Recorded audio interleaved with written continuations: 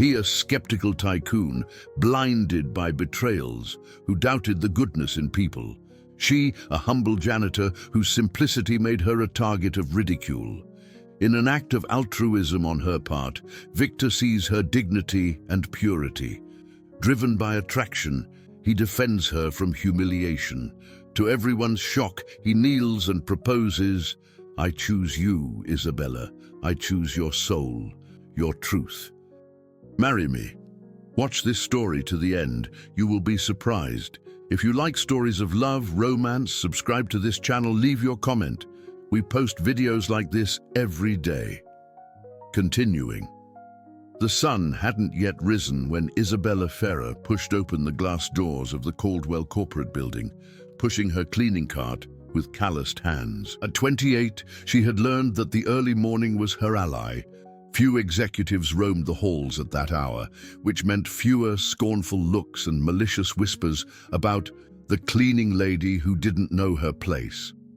Dressed in her navy blue uniform, always impeccable despite having seen better days, Isabella began her routine on the 32nd floor. Every movement was precise, every surface cleaned with the care of someone who knew their family depended on that job. Her mother, Mrs. Carmen, had been hospitalized for 3 months with diabetes complications, and her younger brother, Peter, was still in high school. Isabella's modest salary supported their small house in the outskirts of Chicago, paid for expensive medications, and kept alive the dream that Peter might have a different future. "Good morning, Isabella," greeted Robert, the doorman, as she passed through the lobby. "Good morning, Mr. Robert. How's the family?" It was always like that. Isabella knew the story of every employee, Robert's worries about his unemployed son, the receptionist, Carla's dreams of going to college, the security guard, Anthony's back pain. To her, hierarchy didn't matter. Everyone was worthy of respect and attention. 40 floors above, Victor Caldwell adjusted his Italian silk tie in front of the mirror in his panoramic office. At 39, he commanded an investment and technology empire worth billions. But his morning routine remained unchanged. Arrival at 5 a.m., review of international markets, 3 cups of coffee, and the first meeting at 7 sharp. Victor watched Chicago awaken below, the lights of the first cars cutting through the darkness. His fortune gave him access to any luxury imaginable, but also isolated him in a golden bubble where every smile seemed calculated, every approach had a price. The women in his social circle were beautiful and sophisticated, but Victor had learned to recognize the greedy glint in their eyes when they discovered who he was. "Mr. Caldwell," his assistant's voice echoed through the intercom. "The meeting with the Japanese investors has been rescheduled for 8. They want to review the contracts beforehand." "Perfect, Marina. Send the documents to my email." Victor turned his attention back to the computer screen, but was interrupted by the sound of hurried footsteps in the hallway. Through the half-open glass door, he saw one of the cleaning staff struggling to push her cart. The wheel was stuck, making an irritating noise against the marble floor. On the other side of the door, Isabella struggled to unlock the jammed wheel, trying not to make too much noise. It was her second day working on that floor, the highest, where the senior executives were, and she knew that any slip-up could cost her job. "Let me help," she whispered to herself, kneeling to examine the wheel. The problem was simple. A strand of hair was wrapped around the axle. Patiently, she removed it carefully. Victor, initially annoyed by the noise, found himself watching the scene through the glass door. There was something about the woman's posture that intrigued him. Even facing an embarrassing situation, she maintained her dignity, solving the problem without despair or unnecessary haste. At that moment, Edward Montero, a minority partner in the company and Victor's eternal rival, passed by the hallway accompanied by 2 foreign investors. "Look at that," Edward said loudly, stopping intentionally close to Isabella. "That's why we need to outsource the cleaning. These people don't have the minimum preparation to work in a high-level corporate environment." The investors laughed, one of them commenting in English something about American standards. Isabella felt her face burn with shame. but continued her work in silence, as she had learned to do throughout her life. "Look at her," Edward continued, clearly enjoying himself. "I bet she doesn't even speak English. Probably barely finished middle school." The cruel laughter echoed down the hall, and Isabella swallowed back tears. She needed that job. She needed it for her mother, for Peter, for her family. Victor watched everything from his office door, and something inside him ignited. It wasn't the first time he'd seen Edward humiliate employees, but this time it was different. There was something about the way that woman endured the humiliation with silent dignity that touched him deeply. Without thinking twice, Victor opened the door and walked purposefully towards the group. "Edward," his voice cut through the air like a blade, "the Japanese investors are waiting in the meeting room. I suggest you don't keep them waiting." Victor's icy tone made Edward pale. The foreign investors, sensing the tension, discreetly stepped aside.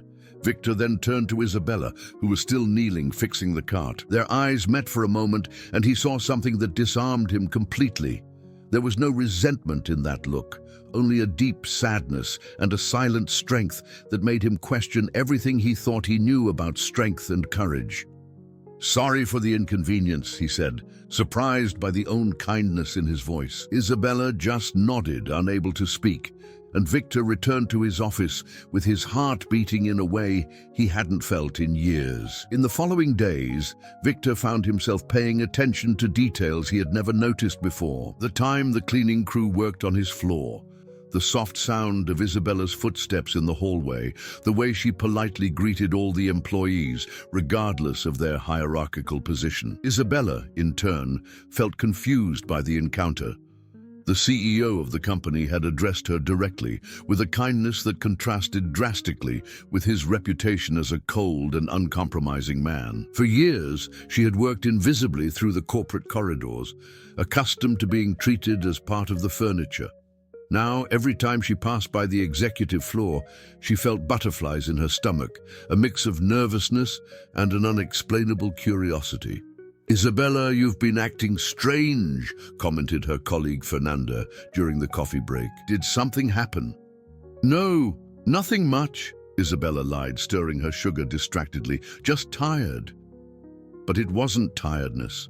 It was the way Victor Caldwell had looked at her that day, not through her as everyone else did, but really at her, as if he saw her. Isabella shook her head, trying to push away foolish thoughts. Men like Victor Caldwell belonged to a completely different world than hers, a world of sophisticated women like Valentina Rossi, the Italian heiress that the tabloids always linked to the tycoon.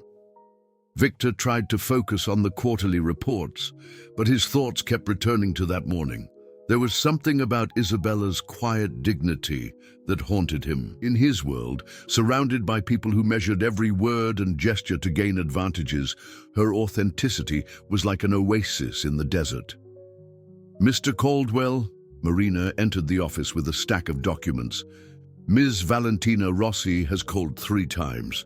She insists on having dinner with you tonight." Victor sighed. Valentina was beautiful, intelligent, and came from an influential family in the hotel business.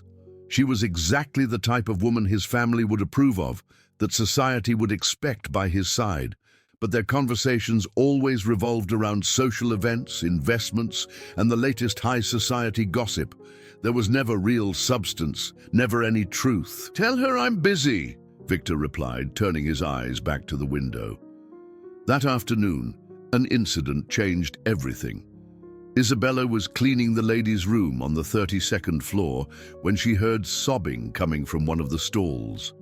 She recognized the voice. It was Carla, the young receptionist. "Carla, are you okay?" The door opened and Carla came out with red eyes, holding a crumpled piece of paper. "Oh, Isabella, sorry, I just got a call. My college cancelled my scholarship. Apparently there was an error in the system, and now they say I owe 3 semesters. I have no way to pay." Isabella felt her heart tighten. She knew Carla's dream of graduating in business administration well, of having a better life. It was the same dream she held for her brother Peter. "How much is it?" asked Isabella, already knowing that she couldn't help with what little she earned. $15,000, Carla sobbed. It's impossible. I'll have to give up and accept that this is my place. It always will be. Isabella hugged the girl, feeling her pain as if it were her own. At that moment, the bathroom door opened and Victor walked in, stopping abruptly when he realized the scene. "Sorry, I didn't know that," he began, but stopped when he saw the emotional state of the two women. Carla was mortified. "Mr. Caldwell, my deepest apologies. We're leaving." "No, don't leave," said Victor, his voice softer than both had ever heard. "What happened?" Isabella hesitated. It wasn't her place to get involved in matters that didn't concern her, especially with the CEO of the company. But looking at Carla's despair, something inside her spoke louder. "Carla lost her scholarship due to an administrative error," Isabella explained in a firm voice. "She's one of the most dedicated people I know, working here during the day and studying at night for 3 years." Victor watched Isabella defend her colleague with genuine passion, asking for nothing in return, without calculating any advantages. It was a type of kindness he had forgotten existed. "What's the amount?" asked Victor. "So you don't need to worry about this," Carla murmured, embarrassed. $15,000, replied Isabella, ignoring Carla's warning look. Victor took out his cell phone and made a quick call. "Marina, I need you to make a transfer to..." "What's the name of the institution, Carla?" Within 5 minutes, the situation was resolved. Carla couldn't stop thanking him, the tears now of relief and gratitude. When she left, Victor and Isabella were alone in the bathroom, a tense silence between them. "Why did you do that?" asked Isabella, genuinely curious. Victor studied her for a moment. "Why did you care enough to speak for her?" "Because it's the right thing to do," Isabella replied simply. The answer hit him like a punch. In his world, the right thing to do always came with a second intention, with a favor to be collected later. But in Isabella's eyes, he saw only sincerity. "I would like to get to know you better," said Victor, the words coming out before he could stop them. Isabella stared at him, incredulous. "Mr. Caldwell, Victor, my name is Victor." "Victor," she repeated, the name sounding strange on her tongue. "We come from very different worlds." "Maybe that's exactly why I need to know you." Before Isabella could answer, Marina appeared at the door, breathless. "Mr. Caldwell, sorry to interrupt, but there's an emergency. Edward Montero has called an emergency board meeting. He's questioning some of your recent decisions," and Marina stopped when she noticed Isabella. "Oh, sorry. I didn't realize you were busy." Victor felt the familiar irritation rise up his spine. Edward was always looking for ways to undermine his authority, to find loopholes, to question his leadership. "I have to go," he said to Isabella, reluctantly. Isabella nodded, relieved to have an excuse to escape the confusing situation.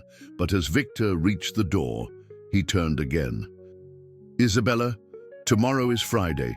The company is hosting a charity event in the main ballroom. I would like you to be my date." The request landed like a bomb. Marina's eyes widened, and Isabella felt the world spin around her.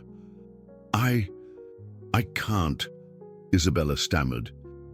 "I don't have appropriate clothes. I don't know how to behave at these events. Just think about what I said," Victor interrupted gently.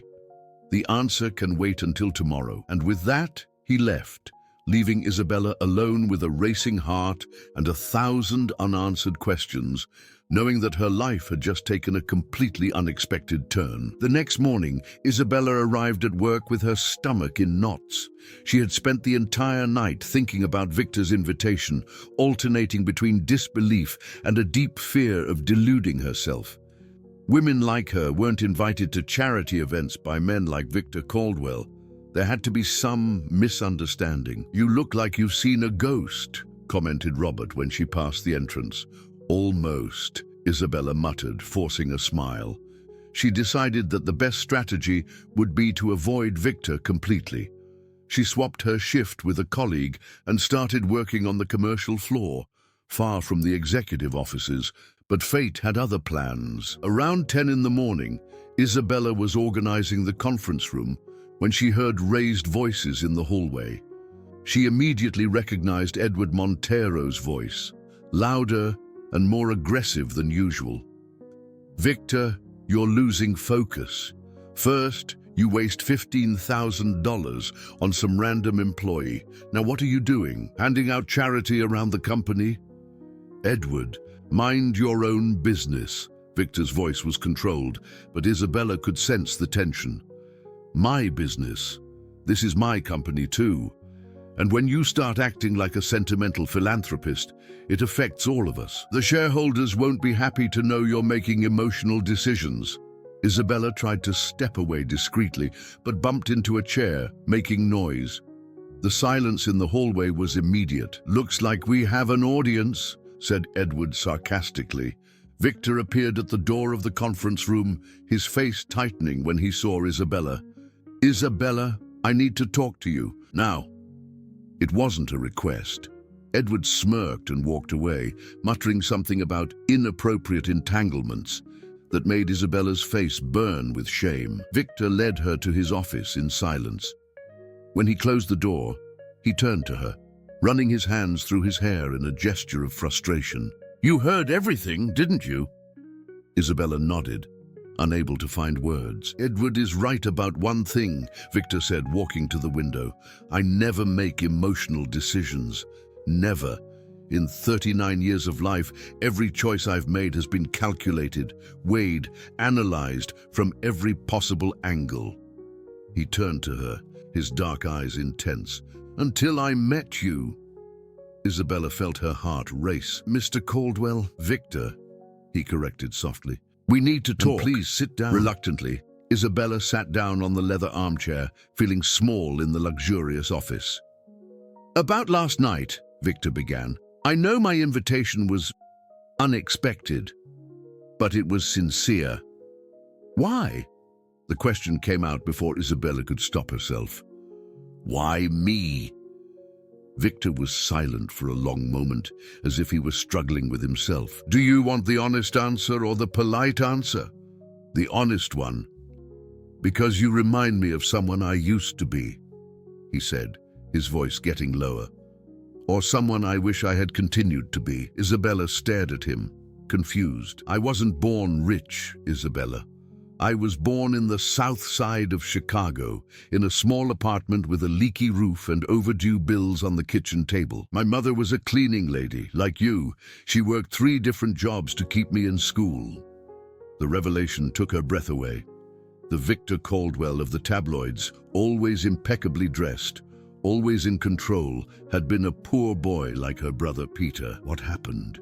she asked softly. "She died when I was 17. Heart attack. The doctor said it was the stress, the exhaustion." Victor clenched his fists. "I swore then that I would never be poor again, never be invisible again, and I succeeded. I built this empire, I gained respect, power, money. But somewhere along the way, I forgot who I was. I forgot that my mother, Mrs. Rosa, was the most dignified person I've ever known, even cleaning the offices of men who didn't even acknowledge her." He looked directly at Isabella. "When I see you, I see her. I see the dignity I lost, the simplicity I traded for sophistication, the authenticity I sacrificed for acceptance." Isabella felt tears sting her eyes. "I'm not her, Victor. No, you're not. You're you. And that's why I need to get to know you better." At that moment, Marina knocked on the door urgently. "Mr. Caldwell, sorry, but there's a situation. The press is downstairs. Someone leaked information about your recent interactions with employees of lower hierarchical levels." Victor cursed under his breath. Edward had been faster than he had imagined. "They're asking for statements about changes in company policy and questioning whether there's inappropriate personal involvement," Marina continued, avoiding looking at Isabella. "Isabella, you need to leave through the service exit," said Victor quickly. "Marina, prepare my car." "No," said Isabella, standing up. "I'm not going to hide as if I've done something wrong." "Isabella, you don't understand. They'll destroy you. They'll investigate your life, your family. They'll turn everything into a scandal." "So you're asking me to disappear?" she asked, an unexpected pain in her voice. Victor hesitated. In all his career, he had always chosen the safest path, the option that protected his business. But looking at Isabella, at the silent strength in her eyes, he knew that he had reached a point of no return. "No," he said finally. "I'm asking you to trust me. The charity event is tonight. If you still want to go, I'll have someone pick you up at 7. Isabella studied him for a long moment. There was something vulnerable in his expression, a crack in the armor he had built over the years. "And if I say yes, what does that mean?" "It means we'll figure it out together," replied Victor, an implicit promise in his voice. "My address is Elm Street 247, apartment 15, in Little Italy," said Isabella, her own courage surprising her. After she left through the service exit, Victor stood alone in his office, looking out the window at the reporters crowding the entrance of the building. For the first time in years, he had made a decision with his heart instead of his head, and for the first time in years, he felt truly alive. At 7 o'clock in the evening, a black limousine stopped in front of the small apartment building in Little Italy, causing a stir among Isabella's neighbors. She had spent the entire day in a state of growing nervousness, borrowing a simple black dress from her friend Fernanda and trying to tame her curly hair into an elegant bun. "Oh my God, Isa," whispered her neighbor, Mrs. Connie, peeking through the curtain. "What kind of car is that?" Isabella took a deep breath, checked her appearance one last time in the cracked bathroom mirror, and went downstairs, her heart beating so hard that she was sure everyone could hear it. Victor was waiting for her next to the limousine, impeccable in a black tuxedo. When he saw her, his face transformed into an expression of genuine surprise. Even in a simple dress and borrowed shoes, Isabella radiated a natural beauty that none of the sophisticated women in his circle possessed. "You look beautiful," he said, offering his arm. "I don't feel like it," confessed Isabella, accepting the gesture. "Trust me." The Waldorf Astoria had been transformed for Victor's Foundation's charity event. Hundreds of elegantly dressed people circulated through the gilded ballroom, conversing in small groups, while waiters served champagne in crystal glasses. Isabella felt like a fish out of water, but Victor's firm hand on her back reassured her. "Victor, darling." Valentina Rossi appeared like a hurricane of red silk and French perfume. "I thought you weren't coming. And who is your date?" Valentina's tone was cordial, but there was venom behind the perfect smile. "Valentina, this is Isabella Ferrer. Isabella, Valentina Rossi." Isabella extended her hand politely, but Valentina ignored it, focusing all her attention on Victor. "Darling, we need to talk about the resort project in the Hamptons. Daddy is eager to close the deal." More people began to approach, all curious about Victor's mysterious date. Isabella recognized some faces from newspapers and magazines, politicians, business leaders, celebrities. They all looked at her with a mixture of curiosity and poorly disguised disdain. Victor, Edward Montero, appeared with 2 journalists in tow. "What a surprise to see you here with such unusual company." "Edward," Victor replied coldly. "Miss..." One of the journalists addressed Isabella. "Ferrer," she replied, her voice firmer than she expected. "And what is your profession, Miss Ferrer?" Isabella hesitated. She knew her answer would be headline news the next day. "I work at Victor's company," she replied diplomatically. "In what capacity?" insisted the journalist, already sniffing out a story. Before Isabella could answer, the loudspeakers announced the start of the charity auction. Victor quickly guided her to a reserved table, but the damage was done. She could feel the whispers and stares in her direction. During dinner, Isabella tried to behave appropriately, watching how the others used the multiple forks and knives. Victor noticed her nervousness and discreetly guided her, gently touching her hand when she picked up the wrong utensil. "Relax," he whispered. "You're doing perfectly fine." But the tranquility was short-lived. During the auction, when a painting by Georgia O'Keeffe was being offered for $200,000, Edward stood up. "Before we continue," he said, his voice cutting through the buzz of the ballroom.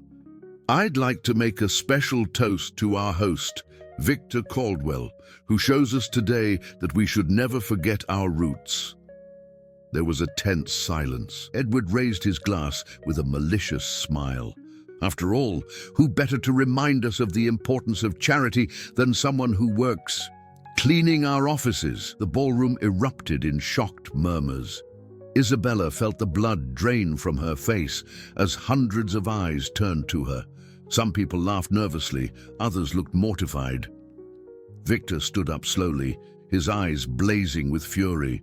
"Edward, oh, don't misunderstand me," Edward continued, clearly enjoying himself. "There's nothing wrong with being democratic, although some might question the appropriateness of mixing business with pleasure." At that moment, Isabella stood up.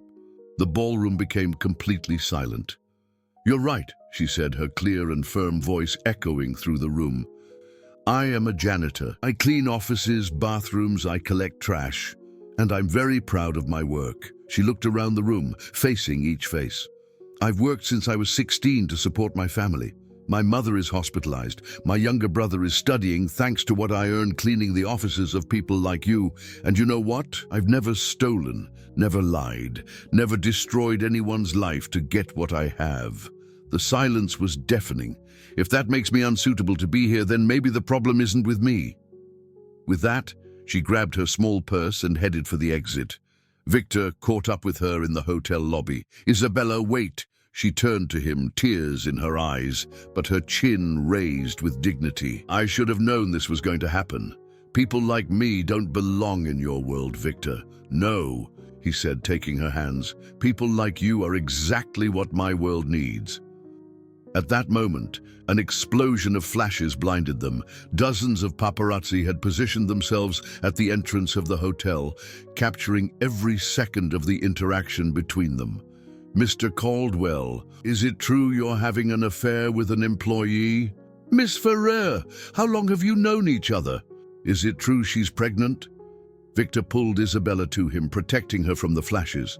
"Get out of the way, now!" But it was too late. The story was already made. The photo of Victor protecting Isabella from the paparazzi, their bodies pressed together, their hands intertwined, would be on the cover of every newspaper in the morning. In the limousine during the silent ride back home, Victor held Isabella's hand while both knew that their lives had changed forever. What had begun as an unlikely attraction had become a public statement, and the consequences would be devastating. "Victor," Isabella whispered, "what have we done?" He squeezed her hand. Looking out the window at the passing city, "We showed the truth," he replied, but both knew that the truth sometimes came at a very high price to pay. The next morning, Isabella woke up to the incessant ringing of her cell phone. Still sleepy, she answered without looking at the number. "Hello, Isabella Ferrer?" an unknown voice asked. "This is from People magazine. We'd like an exclusive interview about your relationship with Victor Caldwell. We pay well." She hung up immediately, but the phone started ringing again. And ringing, and ringing. When she finally got up and opened the curtain, she saw a small crowd of reporters and photographers on the sidewalk in front of her building. Her heart leaped. "Oh my God," she whispered, quickly closing the curtain. The cell phone rang again. This time it was Victor. "Isabella, don't leave the house. There are reporters everywhere. I'm sending my security to protect you." "Victor, this is crazy. I need to work. You're fired." The silence stretched between them. "What do you mean?" she asked, her voice trembling. "Edward called an emergency meeting this morning. He claimed that our closeness created an inappropriate work environment. The board decided it would be best for you to seek other opportunities." Isabella felt the world collapsing. "They fired me for going to an event with you?" "Not officially. On paper, it's a department restructuring, but they'll pay a generous severance package." "I don't want a severance package," she said, her anger growing. "I want my job. I need to work, Victor. Isabella, let me take care of this. Let me take care of you." "No," she shouted, surprising herself. "I'm not your charity project. I'm not one of your philanthropic causes." She hung up, but immediately regretted it. Victor was helping her and she had treated him badly, but wounded pride spoke louder than reason. At Caldwell Investments, the situation was chaotic. Victor faced his fourth crisis meeting of the day, this time with the company's major shareholders. "Victor," said Arthur Mendonca, a veteran investor and family friend, "you need to understand the gravity of the situation. Shares are down 8% since yesterday. Clients are questioning your emotional stability." "My emotional stability," Victor repeated, incredulous. "A CEO who becomes romantically involved with subordinate employees raises questions about professional judgment," Edward added, flipping through a newspaper, "especially when those employees are from such a different social class." Victor clenched his fists. "Careful, Edward. I'm just being practical. Look." Edward spread several newspapers on the table. "Look at the headlines.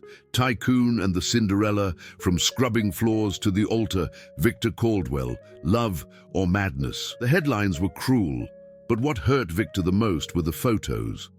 Isabella, clearly uncomfortable, being scrutinized like a rare specimen. Her natural beauty had been reduced to comments about her humble background and lack of sophistication. "We need damage control," said Mendonca. "We suggest you make a public statement clarifying that it was just a misunderstanding, that Miss Ferrer is just an acquaintance." "I won't do that." "Victor, be sensible," Edward insisted. "This woman will destroy everything you've built. Whether out of naivety or self-interest, she'll drag your name through the mud." At that moment, Marina rushed into the office, her face pale. "Mr. Caldwell, I need to speak with you. It's urgent." Victor followed her out of the meeting room. "What is it, Marina?" "I received a strange call. A man said he has compromising information about Miss Isabella. He said that if you don't distance yourself from her publicly by tomorrow, he'll leak everything to the press." Victor froze. "What kind of information?" "He didn't specify, but he mentioned something about her past, about why she really needs the money." Marina hesitated. "Sir, he said she's not who you think she is." Meanwhile, in Isabella's small apartment, the situation was deteriorating rapidly. The reporters had found out about her mother's hospitalization and were harassing the hospital. Peter came home from school upset. "Isa, there are people at school asking about you, about our family. They're saying horrible things." Isabella hugged her brother, feeling the guilt gnawing at her from within. In her pursuit of a fairy tale night, she had exposed her entire family to public scrutiny. The phone rang again. This time it was a female voice, polite but cold. "Miss Ferrer, my name is Eleanor Caldwell, Victor's mother." Isabella felt her stomach drop. The matriarch of the Caldwell family was known for her influence and her fierce protection over the family empire. "Mrs. Caldwell, I would like to speak with you, personally. Could you come to my office this afternoon?" It wasn't a request. It was a summons. 2 hours later, Isabella was sitting in the waiting room of the most prestigious law firm in Chicago, where Eleanor Caldwell maintained her personal affairs. The woman in her early 60s who received her was elegant and intimidating, with impeccably groomed grey hair and eyes that seemed to see through the soul. "Miss Ferrer, thank you for coming. I'll be direct." Eleanor placed a folder on the table. "My son is making a mistake that could destroy everything our family has worked for generations." "Mrs. Caldwell, Please, let me finish." Eleanor opened the folder. "This is a proposal, $500,000 for you to disappear from my son's life, discreetly." Isabella was speechless. "I know that may seem like a lot of money to someone in your situation," Eleanor continued, "but it's a fraction of what Victor could lose if this situation continues. Your mother will receive the best medical treatment. Your brother will have a full scholarship to the best university in Illinois. You're offering me money to abandon your son. I'm offering a solution that benefits everyone. Victor will quickly forget this obsession and return to his world. You will have financial security. Everyone wins." Isabella stood up, trembling with anger and humiliation. "I'm not for sale, Mrs. Caldwell." "Everyone is, dear. It's just a matter of price. As she left the office, Isabella found Edward Montero waiting in the elevator. He smiled maliciously. "How was the meeting with the future mother-in-law?" he asked sarcastically. "I hope it was enlightening." "You arranged this," realized Isabella.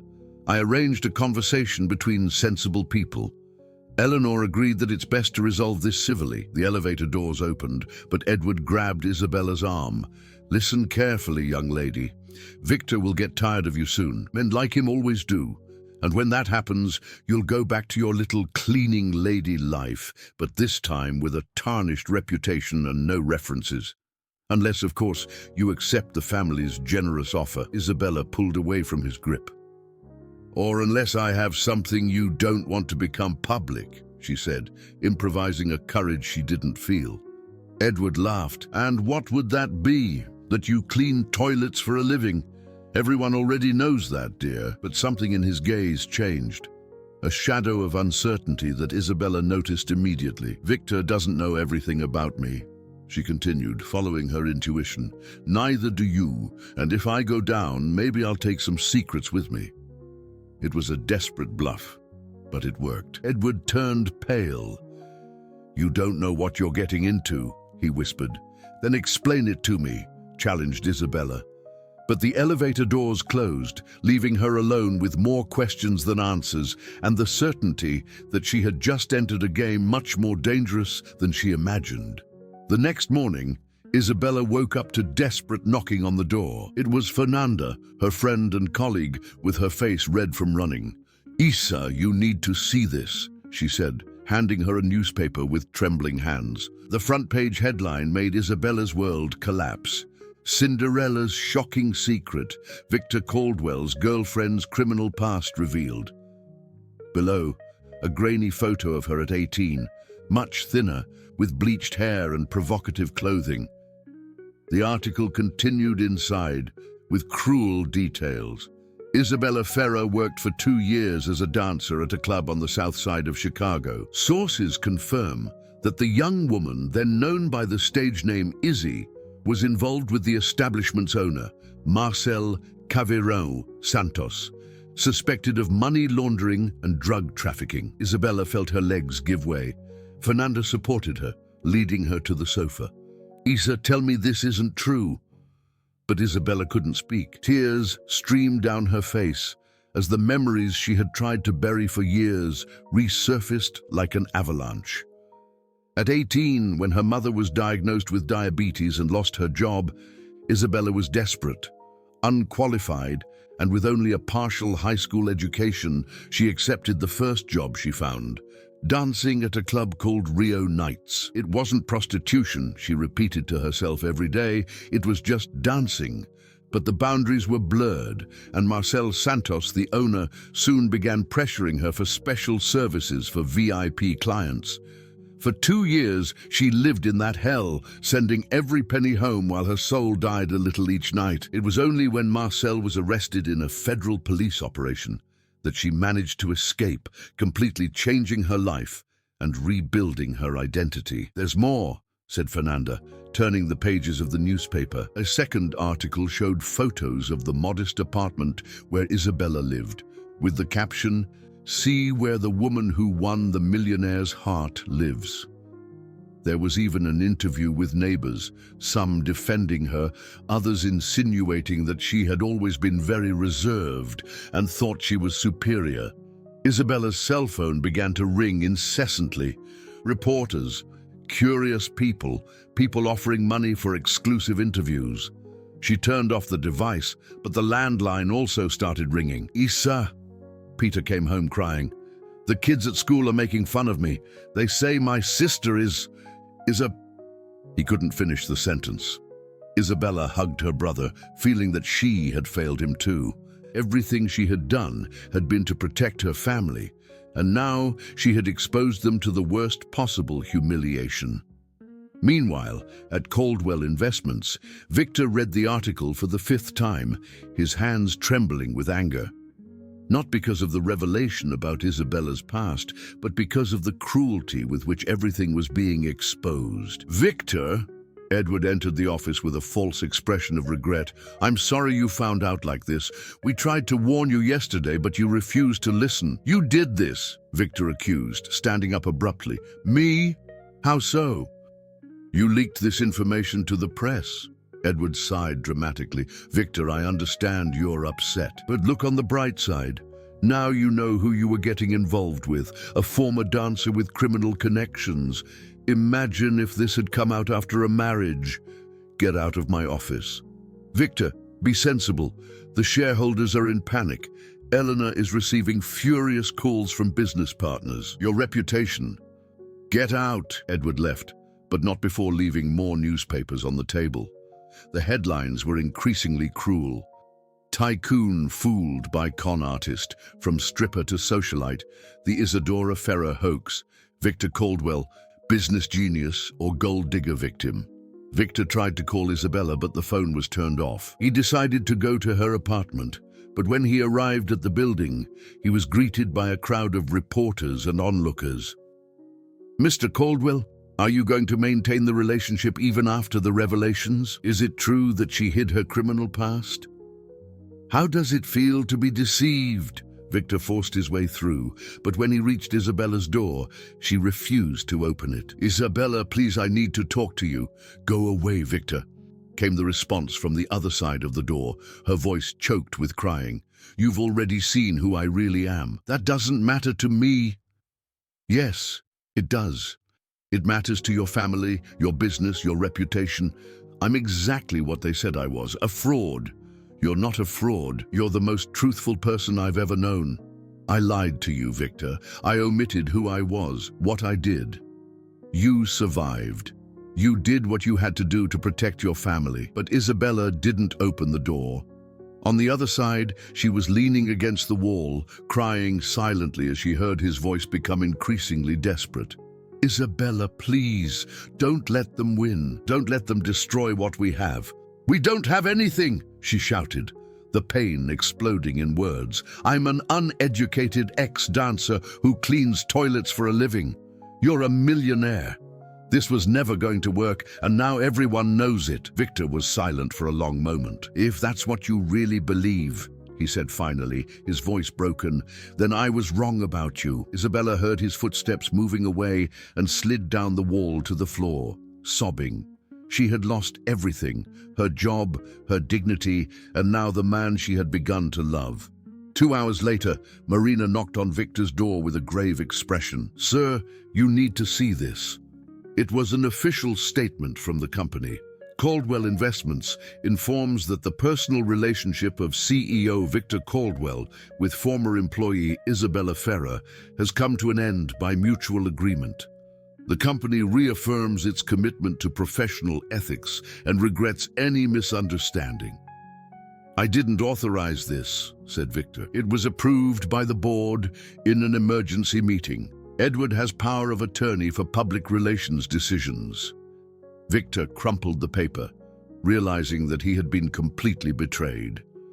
Edward had not only destroyed Isabella, but had also isolated him within his own company.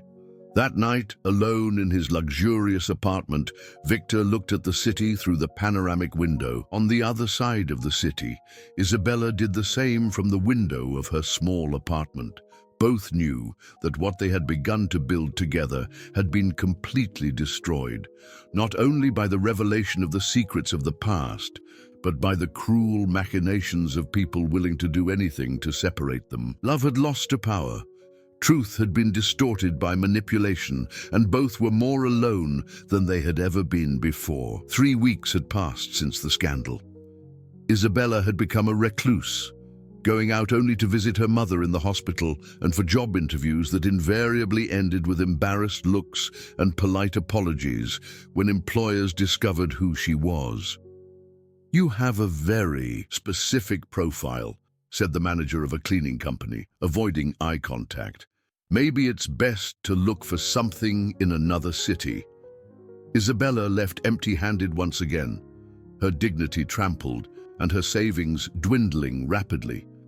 Peter had asked to change schools due to constant bullying, and her mother's hospital bills kept coming. It was then that she ran into Carla, the former receptionist from Caldwell Investments, at a coffee shop near the hospital. "Isabella!" Carla rushed to hug her. "How are you? I've been looking for you for weeks." "Surviving," replied Isabella with a sad smile. "Listen, I need to tell you something. There's something very strange going on at the company after you left." Carla looked around nervously before continuing. "Edward Montero has been acting like he owns the place. Victor barely shows up anymore, and when he does, he seems different, like he's lost the fight." "Carla, I don't want to know about, but there's more. Remember Anthony, the security guard? He was fired last week. He said it was because he asked too many questions about the security cameras the night of the charity event." Isabella stopped stirring her coffee. "What kind of questions?" "He suspected how the paparazzi showed up exactly at the right time at the entrance of the hotel, as if they knew exactly when you were going to leave." A spark of suspicion ignited in Isabella's chest. "Where is Anthony now?" 2 hours later, Isabella was sitting in the small apartment of Anthony Silva, a man in his 50s with tired but alert eyes. "Girl, I've worked 20 years in corporate security. I know a setup when I see one," he said, lighting a cigarette. "What did you find out?" "Edward Montero met with 3 different journalists in the week leading up to the event. I have the security camera footage from the lobby." Anthony showed the photos on his cell phone, Edward talking animatedly with men that Isabella recognized as the reporters who had harassed her. "But there's more. Remember that private investigator who showed up at the company asking about you? He was hired by Edward 2 weeks before the event." Isabella's heart raced.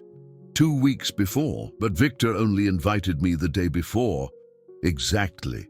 Edward was already investigating you before you even got involved publicly. As if he knew something was going to happen." Isabella ran a hand through her hair, trying to process the information. "Anthony, do you think? I think you were the target of a setup from the beginning, and I think Victor Caldwell has no idea what's happening in his own company." Isabella left Anthony's apartment with a mixture of anger and determination that she hadn't felt in weeks. If Edward had orchestrated all this, she needed concrete proof. But to do that, she needed help. Her first stop was the house of Rosa Diaz, a former co-worker who had recently retired from Caldwell Investments. "Isa, honey," Rosa greeted her with a warm hug. "Don't believe a word of what they're saying about you on TV. Rosa, I need your help. You knew Edward Montero for many years, didn't you?" The woman's face closed up. "I do. And I can tell you that that man has always been jealous of Victor. Ever since that boy arrived at the company, still young, Edward was trying to sabotage him." "How so?" "Edward was the favorite to take over the presidency when Victor's father retired. But old man Caldwell chose his own son. Edward never forgave that." Rosa served coffee and sat down at the kitchen table. "There's one thing I've never told anyone. About 2 years ago, I was cleaning the conference room after hours, and I overheard Edward talking on the phone. He was talking to someone about finding a way to tarnish Victor's reputation, and that an inappropriate woman would be perfect for that." Isabella felt a chill. "Are you sure?" "Absolutely. At the time, I thought it was just the ranting of a frustrated man. But now, seeing what happened to you..." The next person Isabella sought out was Marina, Victor's assistant. She found her at a small diner during her lunch break. "Marina, I know you have no reason to help me, but I need to know the truth about what's happening at the company." Marina looked around nervously before answering. "Isabella, Victor is being isolated. Edward is using the situation to take control. He convinced the board that Victor is emotionally compromised and needs to step aside temporarily. And Victor isn't fighting it. He's different, like he's given up. He spends hours looking out the window, barely eats, doesn't sleep. Yesterday, he asked me to prepare documents for a possible sale of his shares." Isabella felt her heart tighten. Victor was giving up just as she had given up. "Marina, I need one last thing. Can you get me access to Edward's personal files, specifically about external contacts in the last 2 months? That's too risky. Please. I think he set all this up. I need to prove it." Marina hesitated but finally agreed. "Tomorrow night, Edward is going to a meeting outside the company. I'll let you in." That night, Isabella called Fernanda. "Faye, I need you to do me a favor. Tomorrow night, I want you to be on standby with a camera. If I get the evidence I need, we'll need to make it public quickly." "Isa, are you sure about this? What if it's dangerous?" Isabella looked out the window of her apartment, seeing the lights of the city that had once seemed full of possibilities. "I've already lost everything, Faye. My job, my reputation, my dignity. The only thing I have left is the truth." She thought of Victor alone in his luxurious apartment, probably looking at the same city, both destroyed by the manipulation of a power-hungry man. And maybe it's time to fight for it. The next day, as she prepared for the most risky mission of her life, Isabella felt something she hadn't experienced in weeks. Hope. Not the naive hope of a happy ending, but the fierce hope of a woman determined to reclaim her truth and perhaps save the man she had learned to love. The battle was just beginning. The next night, Isabella waited at the service entrance of Caldwell Investments, her heart beating erratically. Marina appeared at 10 o'clock sharp, pale but determined. "Edward left an hour ago. We have until midnight before security makes the last round," whispered Marina, leading Isabella through the dark hallways. Edward's office was on the 31st floor, 1 floor below Victor's. When Marina unlocked the door, Isabella felt a mixture of nervousness and determination. The files are on his computer. The password is Caldwell 2024. How arrogant, right? Marina shook her head. "I'll keep watch in the hallway." Isabella turned on the computer with trembling hands. Within minutes, she was browsing Edward's personal emails. What she found made her nauseous. A folder called Project Demolition contained hundreds of files, emails exchanged with private investigators, journalists, even with people from Isabella's past, all dated long before the charity event. An email to the private investigator from 3 weeks before the event read, "Find something compromising about any employee who might catch Victor's eye, especially the most attractive and vulnerable ones." Another to a journalist known for sensationalist stories. "Prepare story about CEO's inappropriate involvement with employee. Material will be provided at the appropriate time." The most shocking was a conversation with Marcel Santos, her former boss from the club, who had recently been released from prison. Edward had paid him $20,000 for information and photos of Isabella's past. "Oh my God," Isabella muttered, taking screenshots of everything. But the worst was yet to come. In the most recent folder, she found Edward's final plan, a document entitled Takeover Caldwell Investments. He had orchestrated not only the destruction of Victor's reputation, but also a corporate coup to take total control of the company.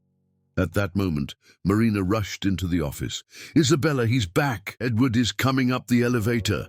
Isabella quickly saved the files to a flash drive, but didn't have time to leave. She hid behind the bookcase when she heard the key turning in the lock. Edward entered, talking on the phone. "Yes, Eleanor, everything is under control. Victor signed the proxy this morning. Tomorrow I'll call the extraordinary assembly and officially take over." He laughed cruelly. "The poor guy is so depressed that he didn't even read the documents properly." Isabella's eyes widened. Victor had signed documents without knowing he was handing over the company. "The little cleaning lady served our purpose perfectly," Edward continued. "Now Victor is completely discredited and emotionally shattered. Perfect for our plans." When Edward finally hung up and went to the bathroom, Isabella escaped the office and ran to the elevator with Marina. "Did you get it?" gasped Marina. "I got everything. But Marina, Victor signed documents today. Edward is going to take over the company tomorrow." "Oh my God, you need to warn him now." "Where is he?" "Probably at home." "But Isabella, he won't want to see you. He's too hurt." Isabella looked at Marina with determination. Then I'll have to force a conversation. An hour later, Isabella was at the front desk of Victor's luxurious condo building. The doorman, who had seen her photo in the newspapers, hesitated to let her up. "Please," Isabella pleaded, "it's an emergency." About his company. Reluctantly, the man called the apartment. "Mr. Caldwell, there's a lady here." "Yes, sir, it's her. Do you want me to—" Pause. "Yes, sir." The doorman hung up with an embarrassed expression. "He said to tell you that there's nothing left for you to talk about." Isabella felt the tears threatening, but she composed herself. She grabbed a sheet of paper at the front desk and wrote quickly, "Victor, Edward planned everything from the beginning. I have the proof. He's going to steal your company tomorrow. Please give me 5 minutes." "Isabella, please give this to him," she asked the doorman. 10 minutes of agonizing waiting later, Victor appeared in the lobby. He was visibly worn down, with dark circles under his eyes and unshaven, which she had never seen before. Even so, Isabella's heart leaped when she saw him. "You have 5 minutes," he said coldly, but Isabella could see the pain in his eyes. She handed him the flash drive. "Everything is here, emails, payments, the whole plan. Edward orchestrated our separation to destroy you and take your company." Victor inserted the flash drive into his cell phone, his eyes widening as he read. "Oh my God," he muttered. "He planned everything? From the beginning. He investigated me before you even invited me. He paid for the leaks, for the paparazzi, for everything." Isabella's voice trembled. "Victor, I never wanted to hurt you. I hid my past because I was ashamed, not because I wanted to deceive you." Victor stared at her for a long moment, the anger slowly being replaced by understanding. "You risked everything to warn me," he said softly. "Because I love you," confessed Isabella, the tears finally falling. "Even after everything that happened, even knowing that we're from different worlds, I love you." Victor took a step towards her, but at that moment his cell phone rang. It was Marina. "Mr. Caldwell, sorry to call so late, but I just got a call. The assembly has been moved forward to tomorrow at 8 in the morning. Edward has summoned all the shareholders." Victor looked at Isabella, a new determination in his eyes. "Marina, cancel all my appointments and call my lawyer. I need him at the company in an hour." He hung up and took Isabella's hands. "You gave me back my company. Now let me give you back your dignity." The next morning, the Caldwell Investments meeting room was packed. Edward presided over the table with a confident smile, surrounded by the main shareholders. Eleanor Caldwell was present, as well as several executives and members of the business press. "Gentlemen," Edward began, "as you know, Victor Caldwell has been facing personal difficulties that have compromised his ability to lead. Today, we will formalize the necessary transition to—" The door of the room opened abruptly. Victor entered with his lawyer, Marina, and to everyone's shock, Isabella. "Sorry to interrupt," said Victor, his voice cutting through the surprised murmur, "but I believe there's some information everyone needs to hear before any vote." Edward paled. "Victor, this meeting has already officially started, and it's going to end with the truth," Victor interrupted, turning on a projector. Edward's emails began to appear on the screen. The silence in the room was deafening as the details of the plan were revealed: payments to investigators, manipulation of the press, blackmail, conspiracy. "Oh my God, Edward," Eleanor murmured, horrified. "Did you orchestrate all this? These are fabrications." Edward tried to protest. "You can't prove anything." "Actually, we can," said Victor's lawyer, distributing authenticated copies of the documents, including the payment to Marcel Santos for information about Miss Ferrer. Victor turned to those present. "Gentlemen, for years, Edward Montero has used his position in this company for his own ends. He not only conspired against me, but deliberately destroyed the life of an innocent woman to achieve his goals." He extended his hand to Isabella, who hesitated only a moment before accepting it. Isabella Ferrer is one of the most upstanding people I've ever met. Yes, she worked as a dancer to support her family when she was 18. Yes, she was a janitor in this company, and I'm proud to stand by her side. Victor turned to Edward, who was visibly trembling. You're fired, Edward, and you will face criminal charges for slander, libel, and conspiracy. The vote that followed was unanimous. Edward was escorted out of the company by security, his empty threats echoing down the hallway. When the room emptied, Victor and Isabella were alone. He turned to her, taking her hands. Isabella, I need to ask for your forgiveness. I should have trusted you from the beginning. You had no reason to trust me. I hid my past. You survived your past, and you taught me that a person's worth isn't in their bank account or their last name. He knelt before her, exactly as he had dreamed of doing the day he met her. Isabella Ferrer, will you marry me? Not because I'm rich or powerful, but because you made me remember who I really am. Isabella looked at the man kneeling before her, not the impeccable tycoon from the newspapers, but the vulnerable man she had learned to love. Yes, she whispered, tears of happiness running down her face. 6 months later, the same newspapers that had defamed Isabella were plastered with very different headlines. The wedding of the year, Victor Caldwell and Isabella marry in emotional ceremony. The main photo showed Victor kissing his bride in the church, surrounded by a crowd that included everyone from executives to janitors from the company. At the altar, when the priest asked if there were any impediments to the marriage, Victor smiled and replied loudly enough for everyone to hear, "Just our pride, Father, but we've already overcome that." And so, the cleaning lady who believed she was unworthy of love and the tycoon who had forgotten how to love discovered that sometimes you have to lose everything to find what really matters.